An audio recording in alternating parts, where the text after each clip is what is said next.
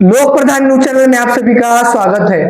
प्रभाग क्रमांक 14 की माजी नगर सेविका वहीदा आपा भंडाले आज हमारे साथ लोक प्रधान के स्टूडियो में खुली चर्चा में आज उनसे बात होगी। बात करें तो माजी नगर सेविका वहीदा भंडाले 10 साल की नगर सेविका है, 10 साल का उनको एक्सपीरियंस है और प्रभाग में जो भी उन्होंने काम किए हैं उसके मुद्दों को लेकर फिर से 2026 के महानगर पालिका चुनाव में वो लड़ने जा रही हैं। बात करें तो कुछ दिनों पहले, कुछ सालों पहले एमआईएम के अध्यक्ष फारूक शाब्दी ने आपा आपका टिकट कंफर्म है, इस तरह से कॉल रिकॉर्डिंग के माध्यम से उन्हें विश्वास दिया था, आह्वान किया था। लेकिन फिलहाल की स्थिति क्या है, वहीदा आपा भंडाले का टिकट को लेकर क्या समीकरण है, क्या कुछ उन्होंने प्रभाग क्रमांक 14 की जनता को दिया है जिसके बलबूते पर फिर से वो चुनावी मैदान में रहेंगी, ये जानने की कोशिश करते हैं। वहीदा आपा, फिर से मैं आपका लोक प्रधान न्यूज चैनल में स्वागत करता हूँ एक बार।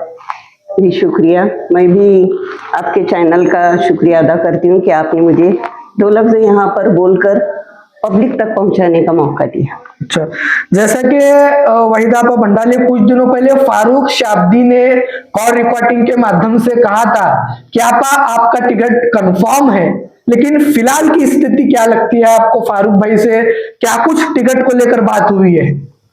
फिलहाल की स्थिति भी वैसी ही है जैसे फारूक शाब्दी साहब ने मुझे बहुत पहले वादा किया था, उसी तरह आज भी मुझे उनके ऊपर भरोसा है और आज भी वो मुझे वादा कर रहे हैं। अच्छा। और मुझे उन पर पूरा भरोसा है कि मुझे ही टिकट देंगे। अच्छा।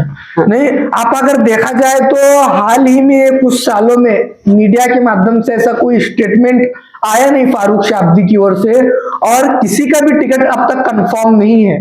तो क्या बात हुई है आपकी बंद कमरे में कहें, या तो फिर आश्वासन दिया होगा आपको, आप काम पे लग जाइए, आपका टिकट कंफर्म है? देखिए, मैं रनिंग कारपोरेटर थी, फिर मैं फारूक भाई से हमेशा ईमानदारी से पेश आई हूँ। अच्छा। पार्टी से भी मैं ईमानदारी से रही हूँ। हमारे साथ जो कारपोरेटर चुनकर आए थे एमआईएम के, वो सब लोग इधर उधर गए, लेकिन मैं फारूक भाई को छोड़कर, एमआईएम पार्टी को छोड़कर इधर उधर कहीं भी नहीं गई। अच्छा। और इसीलिए मुझे उनके ऊपर भरोसा है। अच्छा। जो उन्होंने मुझे पहले वादा किया था उसी पर वो आज भी कायम है। अच्छा, जैसा कि इस प्रभाग से एक कांग्रेस और 3 एमआईएम के नगर सेवक जीत के आए थे, उसमें रियाज खरादी थे, आप थे और साजेदा शेख थे, तो 2 माजी नगर सेवक का राष्ट्रवादी में प्रवेश हो चुका है। आप ही एक ऐसी हैं जो अभी फिलहाल एमआईएम पार्टी के अंदर है, कैसा कॉन्फिडेंस है, इसको लेकर क्या प्रतिक्रिया है आपकी? देखिए, एमआईएम पार्टी एक ऐसी है, मैं जो है ना, असद साहब जो हमारे हैदराबाद में हैं, खासदार साहब और अकबर साहब, मैं उनकी बहुत इज्जत करती हूँ और उनको अपने कौम से बहुत प्यार है और हर जात के लोगों से उन्हें बहुत प्यार है और बहुत काम करते हैं वो। अच्छा। तो यहाँ पर जो एमआईएम के, हम भी जो सिपाही हैं एमआईएम के, तो हम भी बहुत मेहनत करते हैं। जितने भी हमारे एमआईएम के लोग हैं मेहनती हैं और उनका भी यही मकसद है कि मेहनत करना और लोगों की खिदमत करना, ये हमारा फर्ज है। अच्छा। इसीलिए मैं पार्टी को, उनकी ईमानदारी देखकर पार्टी को नहीं छोड़ती। अच्छा, 2 नगर सेवक चले गए आप, मतलब सबसे बड़ा कारण क्या रहा है कि आप एमआईएम पार्टी में ही जुड़ी रही अब तक? रियाज खरादी दूसरी पार्टी में चले गए, साजेदा शेख दूसरी पार्टी में चले गए, लेकिन आप अभी तक टिकी हुई है, तो सबसे बड़ा कारण क्या है? सबसे बड़ा कारण यही है कि मैं एमआईएम को बहुत चाहती हूँ, एमआईएम पार्टी की। मैं असद साहब, अकबरुद्दीन ओवैसी साहब और फारूक शाब्दी साहब की बहुत इज्जत करती हूँ। फारूक शाब्दी साहब जो हमारे शहर अध्यक्ष हैं, तो हमें जो इतना अच्छा शहर अध्यक्ष मिला है कि उन्होंने हमारे लिए बहुत मेहनत की है। शहर के लिए मध्य में वो ठहरना चाहते थे, तो लोगों के लिए वो खिदमत करना चाहते थे, लेकिन उन्हें मौका नहीं मिला।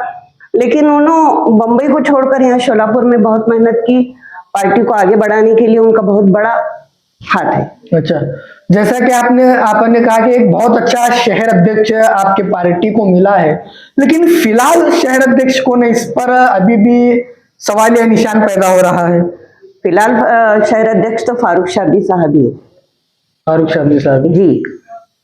अभी आपने इच्छुक का फॉर्म वगैरह पार्टी के कार्यालय में भरा है क्या आप? जी, राहत अपार्टमेंट में फारूक भाई शाब्दी साहब के जो हमारी एमआईएम की ऑफिस है, अच्छा। वहां से फॉर्म लेकर वहीं पर हमने भर कर दिया है। अच्छा, नहीं शौकत पठान मौलानी चौक में वहां भी इच्छुक के फॉर्म भरे जा रहे हैं और इससे पहले यहाँ भी भरे गए, तो आपने यही यही फॉर्म भरा, क्या कारण रहा मतलब?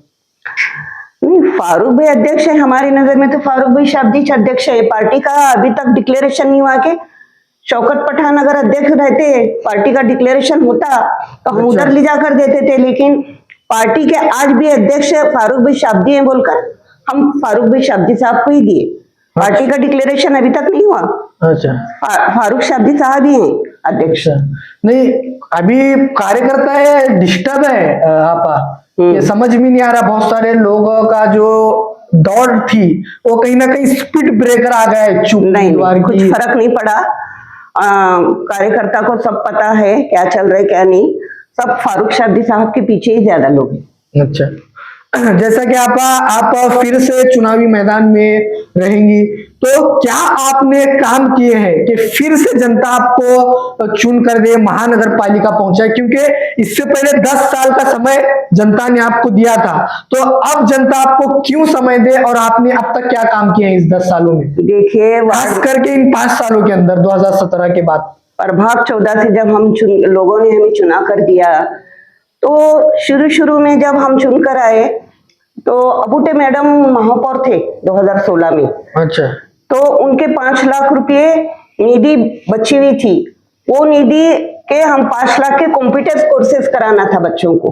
अच्छा, तो हम वो उनका जो बची हुई निधि थी मैं हमारे प्रभाग 14 में यूज की। अच्छा, कंप्यूटर कोर्सेज कराए लड़कियों को, बहुत सारे अलग अलग टाइप के कोर्सेज कराए, और इसके अलावा शिवन क्लास, दर्दोजी वर्क, ब्यूटी पार्लर के कोर्सेज और खाने पकाने के जो कोर्सेज होते हैं वो लोगों को हमने सिखाए। तो इसके अलावा जो कालिका देवस्थान में आज शिवन क्लास चालू है। अच्छा, कम से कम 100 लोगों को हमने ट्रेनिंग दी, उसमें से 60 लोग आज भी रोज 200 रुपए कमाते। रेडीमेड गारमेंट खुला है वहां पर महानगर पालिका अर्बन कम्युनिटी डेवलपमेंट के जानिब से। अच्छा, और महिला बाल कल्याण से भी जो कोर्सेस निकलते हैं और महानगर पालिका के यूसीडी के तरफ से जो कोर्सेस निकलते हैं, उसका पूरा फायदा हमने हमारे प्रभाग के लोगों को, प्रभाग के लेडीज को, जेंट्स को, सबको दिलाया है। अच्छा, इसके अलावा महानगर पालिका से जो निधि मिलती है वो निधि तो हमने हमारे प्रभाग के लिए यूज किया है। सबसे पहले ड्रेनेज, फिर उसके बाद रोड, लाइट का काम, फिर पानी के पाइपलाइन का काम, हर काम हमने करने की कोशिश की है। वो निधि तो हमने यूज करना ही करना है, सभी कारपोरेटर्स ने भी किया। अच्छा, लेकिन इसके अलावा माइनॉरिटी की निधि है, अल्पसंख्यक की निधि, और नगरस्थान की निधि, गलीच बस्ती सुधारना की निधि। अच्छा, फिर आवास योजना के फायदे करके दिए हमने लोगों को। अच्छा, हाँ, तो फिर बहुत सारे फ्री में गैस दिलाए लोगों को, लड़की बहना के फॉर्म भरे। अच्छा, सबके लिए है वो स्कीम, सिर्फ उनकी सत्ता है बोले तो स्कीम तो सबके लिए होती है। अच्छा, इसके अलावा खासदार को, आमदार को, उनका भी फंड हमने इस्तेमाल किया। खासदार बीजेपी के थे लेकिन उनका भी फंड लिया हमने। फिर नाले दुरुस्ती थे, नाले दुरुस्ती हमने किया, तो उसकी वजह से हमारे प्रभाग को बहुत फायदा हुआ। ड्रेनेज लाइन जो आगे से जो 20-20 इंच की लाइन थी, अच्छा, उसके तरफ से पानी जो है ना घरों में नहीं घुसा। पाछापेट में, राहुल गांधी झोपड़पट्टी में, हर तरफ काम हुआ है। फिर इसके अलावा आगे एजुकेशन का जो है, बच्चों को एजुकेशन के मामले में हमने मदद की। किसी को अगर एडमिशन नहीं मिल रही तो एडमिशन जाकर दिलाया हमने। कॉलेजों में भी, इंजीनियरिंग कॉलेज में, डिप्लोमा में भी कुछ अगर फर्क पड़ रहा है तो भी हमने यूनिवर्सिटी में थोड़ा लिंक लगा के उनको एडमिशन दिलाए। अच्छा, तो ये सारे काम होते गए, एजुकेशन की तरफ हमारा ज्यादा ध्यान है। सारे काम होते गए, इंशाल्लाह अगर पब्लिक मुझे चुनकर देंगी, अच्छा, फारूक शाब्दी साहब मुझे टिकट देंगे और पब्लिक मुझे चुनकर देंगी, इंशाल्लाह मुझे इतना एक्सपीरियंस हुआ है, 10 साल का एक्सपीरियंस है, इससे ज्यादा मैं और काम करूंगी लोगों के। विकास के काम क्या हुए आपका प्रभाग में, बड़े विकास के काम क्या हुए हैं? ड्रेनेज के ज्यादा केस हैं। अच्छा, कौन से इलाकों के अंदर? पाछापेट में, अच्छा। शनिवार पेट का पूरा ड्रेनेज लाइन हुआ है। कुछ जगह, एक दो जगह, कुछ जगह रियाज खरादी ने भी काम किया। हत्तुरे के भी ड्रेनेज लाइन है, फिर मेरा भी ड्रेनेज लाइन है वहां पर। अच्छा। फिर खाली एक ही रोड रही वो शेंदी खाने के पास की, वहां भी ड्रेनेज लाइन डाले, अच्छा। लेकिन एक रोड रह गई। शनिवार पेट तो पूरा कवर हो गया। मतलब माशाल्लाह है, वो रोड भी सब हो गई और ड्रेनेज लाइन भी हो गई।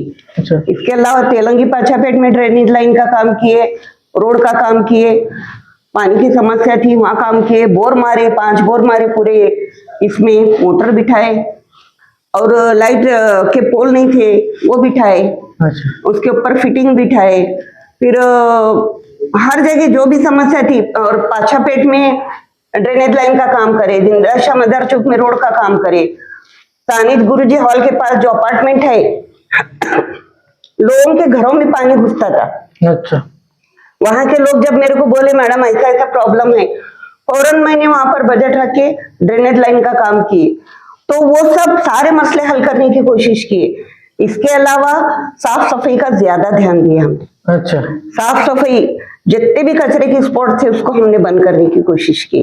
अच्छा। बीजापुर बेस है, अंजलि का दवाखाना है प्लस पॉइंट के सामने, वहां पर है।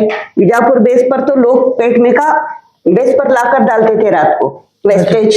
अच्छा। तो इतनी गंदगी फैलती थी, तो हमने एसआई को मिलकर, सीएसआई को मिलकर वहां पर पहले कचरा बंद किया और वहां पर छोटी ओपन गाड़ी जो जिसमें लोग अंदर वेस्टेज डालते गए, उनका एक रूल ही बना दिया है कि तुम गाड़ी आने के बाद उसमें डालना, पोते में भरकर रखना और इसमें डाल देना। अच्छा। तो आज लोगों को एक सिस्टम ही कि वो बराबर सिस्टमेटिक काम करते हैं, गाड़ी रोजाना जाती है और वहां पर डालते हैं, और पीछे से भी बड़ी गाड़ी आती है।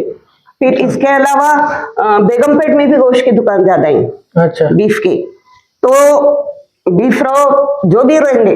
अच्छा। तो वहां पर भी हमने गाड़ी लगा दी, वो भी लोग ऐसा रोड पर इधर उधर नहीं फेंकते, बराबर सिस्टमेटिक पूरा ये होता है। तो पाछापेट में भी ऐसी सिस्टम है, हर जगह हमने सफाई रखने की कोशिश की। अच्छा। श्री सेवा मंदिर के पास सफाई रखे, जितने भी कचरे के स्पॉट है उसको बंद करने की कोशिश की है। और लॉकडाउन में जो चमड़े सड़ रहे थे, अच्छा, गाड़ियां बंद रहने की वजह से, वो लॉकडाउन में हमने सैनिटाइजर मारकर एसआई सीएसआई को मिलकर, कमिश्नर को मिलकर उनको विलेवाट लगाने का काम किया। अच्छा। पूरे बेगमपेट में तो फेमस है, कम से कम 20-25 गोडाउन है इसके चमड़े के। अच्छा। सारे लोगों का नुकसान हुआ, अच्छा। उतने चमड़े वेस्टेज हुए। इसके अलावा डिलीवरी के जो पेशेंट थे, अच्छा। उनको जाने के लिए रिक्शा नहीं मिल रही थी। अच्छा। हमने उनके लिए जाने के वास्ते एम्बुलेंस का इंतजाम किया, रिक्शा का इंतजाम किया। कौन से रिक्शा वाले को परमिशन है, मैं उसको बराबर बुलाकर फोन लगाकर भेज देते थे। अच्छा। और डिलीवरी के लेडीज हॉस्पिटल में जाने के बाद, कोई भी हॉस्पिटल हो, चाहे कारपोरेशन का हो चाहे सिविल हो, पहले डॉक्टर क्या बोलते थे, पहले कोरोना चेक करो फिर डिलीवरी को हम हाथ लगाएंगे। अच्छा। मैंने पालक मंत्री को निवेदन दिया, पहले तुम डिलीवरी करो, बाद में अच्छा। कोरोना चेक करो। जब तक क्या वो औरत तड़प कर मर जाएंगी क्या? फिर उनको ये बात समझ में आई, पालक मंत्री और कलेक्टर को। अच्छा। उन्होंने भी मेरे को साथ दिया, बराबर बोल रही है, तो आप पहले डिलीवरी, उनको ताकीद दो डिलीवरी करो और बाद में कोरोना चेक करो। अच्छा। ऐसे ही सिस्टम उन्होंने रखा। और कोरोना के पीरियड में हमने जरा भी अपनी जान की परवाह नहीं की, और मुझे अल्लाह पर भरोसा था, हिफाजत करने वाला वो है। अच्छा। तो मैं सारे हॉस्पिटल को घूमती थी, सारे हॉस्पिटल को, जीजा माता हो, डफरीन हो, सिविल हो, हमारे जितने भी पेशेंट हैं सबकी तुम डिलीवरी करना, क्या प्रॉब्लम है तुमको। और मैं व्हाट्सएप पर मैसेज भी डाली थी कि हमारी बेटियों को अगर कुछ तकलीफ होंगी, डिलीवरी का पीरियड होगा, तो मुझे कांटेक्ट करना, मैं आपकी मदद करूंगी। आपको यकीन नहीं होगा, कम से कम मेरे को 150 फोन है वो डिलीवरी के पीरियड में। अच्छा। इधर उधर से, हत्तूर गांव से, सोरे गांव से, दूर दूर से भी मेरे को फोन आते थे। अच्छा। हर एक को मैंने मदद किया। मेरा नेचर ही है कोऑपरेट करने का, और मेरी फितरत है कि मैं लोगों की हमेशा मदद करती हूँ। फर्ज करो अगर तुम्हारा काम मेरे हाथ की नहीं भी हुआ तो लेकिन मैं उनको इज्जत से बात करती हूँ, उनको रिस्पेक्ट देती हूँ, उनका माइंड वॉश करती हूँ कि ऐसा ऐसा प्रॉब्लम हुआ इसलिए तुम्हारा काम नहीं हुआ, हम कोशिश करेंगे, लेकिन उनको नाराज मैं बिल्कुल भी नहीं करती। अच्छा, मतलब विकास काम के साथ साथ सामाजिक काम में भी सामाजिक आप भी बढ़ काम है। कर हिस्सा लेते हैं। जी। जैसा कि अभी आप चुनावी मैदान के अंदर होंगी, मान लो टिकट कट जाता है आपका, तो क्या भूमिका रहेगी आपकी? मेरे को भरोसा है मेरी टिकट कभी भी नहीं कट होंगी, अच्छा, कभी भी नहीं कट होंगी। लेकिन राजनीति है, कभी भी कुछ कुछ भी भी हो, सकता है। राजनीति हो, कुछ भी हो, हाँ, मेरे को भरोसा है, मेरी पार्टी पर भरोसा है, अच्छा। मेरे अध्यक्ष पर भरोसा है, अच्छा। तो फिर मैं निगेटिव क्यों बोलूं आपको? आइन मूवमेंट पे अगर ऐसा कुछ हुआ, भी नहीं, बिल्कुल भी नहीं। आप पूरा कॉन्फिडेंस है। पूरा कॉन्फिडेंस है, अच्छा। मेरे अध्यक्ष पर भरोसा है मेरे को। अच्छा, अभी मान लो आपको टिकट मिलता है, चुनावी मैदान के अंदर आप रहेंगी, तो आपका किससे मुकाबला होगा, आपको ऐसा लगता है? अपना विरोधी, अपना जिससे अपनी आपकी फाइट होने वाली है, कौन से पार्टी को आप मानती हैं? शायद एमआईएम की टक्कर और राष्ट्रवादी वो अजित पवार की जो गठ है, अच्छा। शायद उनसे होंगी, लेकिन मुझे लगता है मेरी टक्कर तो किसी से नहीं होंगी। अच्छा, आपकी टक्कर किसी से नहीं होने? नहीं। राष्ट्रवादी का आपने नाम लिया, कांग्रेस भी एक बड़ी पार्टी है, आप उसको कैसे देखते हैं आप? नहीं, मुझे नहीं लगता कांग्रेस आजकल, मुझे तो उतना नहीं लगता। अच्छा, कांग्रेस का परफॉर्मेंस ठीक नहीं है? नहीं लगता मुझे। अच्छा, ऐसे जो बड़े काम हैं आपके प्रभाग में हुए विकास के काम, 3 बड़े काम ऐसे कौन से हैं जो इसकी बहुत जरूरत थी सख्त, जो आपने किए हैं? 3 बड़े काम तो ड्रेनेज का काम बहुत जरूरी था। अच्छा। जो वो कालिका देवस्थान अच्छा, कालिका के पास जो है, वहां पर पानी ड्रेनेज का बहुत प्रॉब्लम था। रोज फोन आते थे, रोज काम करो, ड्रेनेज भरी। मैं बोली एक ही बार इनका किरकिरी निकालेंगे। अच्छा। खासदार पर जाके मैंने निधि मांगी। हाँ। निधि मांगकर वहां से जो इसका मंसूर लॉन्ड्री है, वहां से कालिका देवस्थान तक। कौन से खासदार? अपने बीजेपी के। बीजेपी के सिद्धेश्वर महाराज। सिद्धेश्वर महाराज। अच्छा, निधि दी आपको उन्होंने? दिए, उन्होंने मेरे को दिए, निधि दी। अच्छा। तो उनके निधि में से हमने वहां पर ड्रेनेज लाइन का काम किया। इसके अलावा जो नाले भरते थे, अच्छा। जमखंडी पुल के पास जो नाला है, अच्छा। वो नालों की मीटिंग हुई थी हमारी। हमारे पेंटर साहब जोनल ऑफिसर थे, उस वक्त उन्होंने मीटिंग ली थी। तो वो मीटिंग में उन्होंने नालों का ये बजट मंजूर किया था। अच्छा। तो उस वक्त 18 इंच के जो पाइपलाइन डाले जमखंडी पुल से लेके सिविल चौक तक। अच्छा। तो वो मसला कैसा आगे एक एक 5-5 पाइप हमने ऐसा जोड़ दिए। इधर पाछापेट की जो दिंदाशा मदार चौक से जो लास्ट अलगफुर मस्जिद के पास जो है, उधर लास्ट में उधर एक 2-3 पाइप जोड़े, और कालिका देवस्थान है वहां पर एक 5 पाइप जोड़े। वो 5 पाइप जोड़ने के बाद फर्क ऐसा हुआ, पानी बिल्कुल भी ड्रेनेज का बिल्कुल भी नहीं रुकता। अच्छा। एक बार साफ करे तो 1 साल भर नहीं देखना, इतना अच्छा सीधा। अच्छा, वो बहुत बड़ा काम बहुत बड़ा काम हुआ। और इसके अलावा भी जो बू का घर था, वो सार्वजनिक शौचालय ही, अच्छा। वहां पर भी ड्रेनेज का मसला था। वो तो हमारा पीरियड खत्म होने के बाद अच्छा। आयुक्त के पास से 1.5 लाख रुपए लेके मैं वहां पर बहुत अर्जेंट काम करके ली।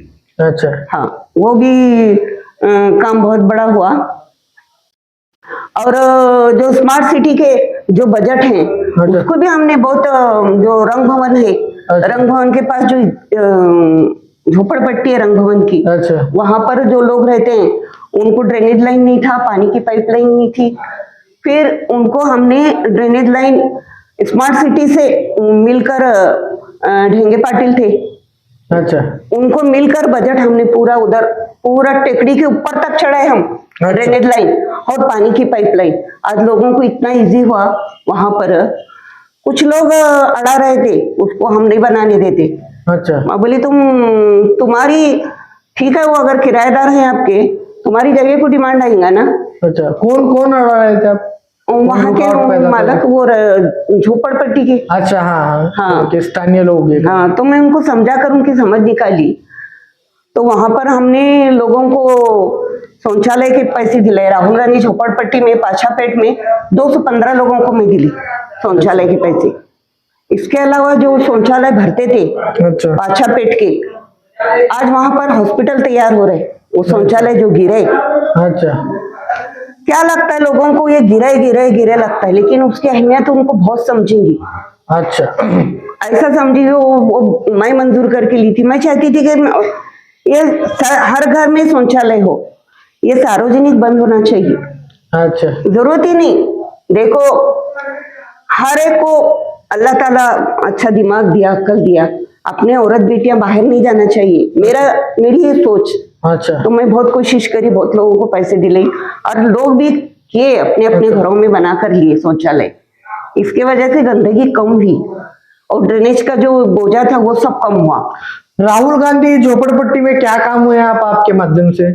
राहुल गांधी झोपड़पट्टी में जो मुमताज लालकोट का घर है, वो शौचालय के पीछे जो घर है, अच्छा वहां से लेके पीछे से लेके वहां तक शुरू में से ड्रेनेज। वहां आज लोगों को पानी पानी के लिए लोग तरसते हैं, वहां पर वक्त पर पानी नहीं आता राहुल गांधी। नहीं, ऐसा कुछ नहीं है, पानी भी है वहां पर, भरपूर है पानी। अच्छा एक आधा ऊपर से ही लाइट बंद रहती, कभी कुछ प्रॉब्लम रहता है। गंदगी का काफी मसला है वहां पर, जैसा कि आपने बताया कि पूरे गंदगी को साफ करने तो राहुल गांधी झोपड़पट्टी में हमने 2 बाकड़े रखे थे जहाँ कचरे का स्पॉट है, अच्छा पूरा कचरे का स्पॉट बंद किया था हमने। अच्छा और वहां पर सफाई करे थे, प्रोग्राम लिए वहां पर शाहपुर चाल के पास, बस स्टॉप के पास, वहां का सबका बंद हुआ, सब तरफ का बंद हुआ। अच्छा लेकिन वहां भी बंद हुआ था। अब कुछ लोग रहते हैं, अभी उनको भी और ज्यादा क्योंकि ट्रेनिंग देना चाहिए। हाँ, प्रभाग क्रमांक 14 में अगर देखा जाए तो गंदगी सबसे बड़ा मुद्दा है, हर जगह गंदगी है। हर जगह नहीं है, सिर्फ थोड़ी। आप किरवाई चौक की तरफ देखिए, किड़वाई चौक में किधर, वो कचरे वगैरह के सब। एक बात सुनिए, केएमसी गार्डन है, अच्छा। केएमसी गार्डन के पास कितना कचरा पड़ता था पता है आपको?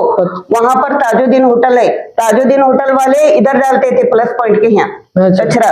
वहां पर एक गन्ने की गाड़ी ठहरती थी, वो जूस वाला जो है ना, गन्ने का पूरा प्लस पॉइंट के वहां डालता था। अच्छा। और बेगमपेट में अंदर जो गोश्त की दुकान है, अच्छा। वेस्टेज उन्होंने प्लस पॉइंट के वहां डालते थे। अच्छा। और ताजुद्दीन होटल के सामने जो कैंटीन है, वो अच्छा। कैंटीन वाले चाय की पत्ती इसके पास डालते थे, केएमसी गार्डन के पास। अच्छा। और सोशल वाले स्कूल का कचरा पूरा वो शिपाई, उसको अच्छा। नहीं समझता था, थोड़ा वो ये हाँ। था, उन्होंने वहां डालते थे। सबका इंतजाम किया मैंने, सबको जाकर मिली सोशल स्कूल में, हेडमास्टर को जाकर मिली, तुम्हारी शिपाई को ताकीद दो कि बाहर कचरा मत फेंके। मैं तुम्हारी स्कूल तक गाड़ी भेज देती हूँ। आज गाड़ी जाती वहां पर, सोशल वाले पूरा अपना कचरा उसमें डालते हैं। और जो चाय पत्ती आती थी, उन्होंने भी बेचारे अपने पोते में भर कर रखते। आज गाड़ी उनके इस पर जाती कचरे की, उन्होंने भी उसमें डाल देते हैं। ताजुद्दीन होटल वाले भी डाल देते हैं। अगर कभी गलती से गाड़ी नहीं है तो वो लोग मेरे को फोन करते, आप आज गाड़ी नहीं है, देखो 2 दिन वहां हम कचरा कहाँ फेंके। मैं बराबर उनको गाड़ी का इंतजाम करती। फिर वो गन्ने वाला भी उसमें डालने लगा, फिर वेस्टेज जो है उनको अलग गाड़ी का इंतजाम किए, सबका इंतजाम किए। हम कचरा किधर भी नहीं है किड़वाई चौक में, आप देखिए। अच्छा। थोड़ी देर के लिए रहता भी होगा, कोई ओपन में डालता ही नहीं। जितने भी बिजनेसमैन है वहां के, सब एक्टिव हो गए, सब लोग कचरे के गाड़ी में ही डालते हैं, सब पोते में भर कर रखते हैं। अच्छा, आप अभी जब आप चुनावी मैदान के अंदर होंगी, जनता ने आपको फिर से मौका दिया, तो क्या काम करेंगे आप? वो विकास के काम जो अभी करने बाकी है, चुनावी मुद्दे आपके क्या रहेंगे इस बार के? लोगों का बहुत सारे काम करूंगी मैं, उनके पर्सनल भी करूंगी, उनके बाहर की भी काम करूंगी। और जो वार्ड के प्रभाग के जो मसले हैं, अभी थोड़े तो ये 4 साल का पीरियड गैप हुआ ना, अच्छा। तो मसले बढ़ गए। फिर भी हमने कोशिश की, 4 साल हमने काम किया। लोग बोले कि तुम्हारा पीरियड खत्म हुआ, तुम भी फिर भी कर रही। मैं बोली नहीं, मेरे को लोगों से लगाव है, मैं उनका काम करूंगी। ड्रेनेज भरी, भेजते थे, लाइट बंद पड़ी, लाइट चालू करते थे, जो भी मसला है उनका करते थे। आज भी, आगे भी उनके जो भी बड़े बड़े मसाइल रहेंगे, रोड का मसला रहेंगे, एक शेंदी खाने के पास की रोड रह गई सिर्फ, वो पहले मैं चुनकर आते के साथ तो उधर की रोड करने वाली। मैं कोशिश की, लेकिन वहां पर मेरे को निधि नहीं मिली। यहाँ तक के माइनॉरिटी में भी मैं उसकी निधि मांगी, मेरे को नहीं मिली। बाद में भी मिली, लेकिन वो ड्रेन लाइन के 10 लाख मिले, रोड के लिए मिले, एक्स्ट्रा मिले। बाद में बहुत सारे निधि मिली, लेकिन वो एक रोड गलती से रह गई।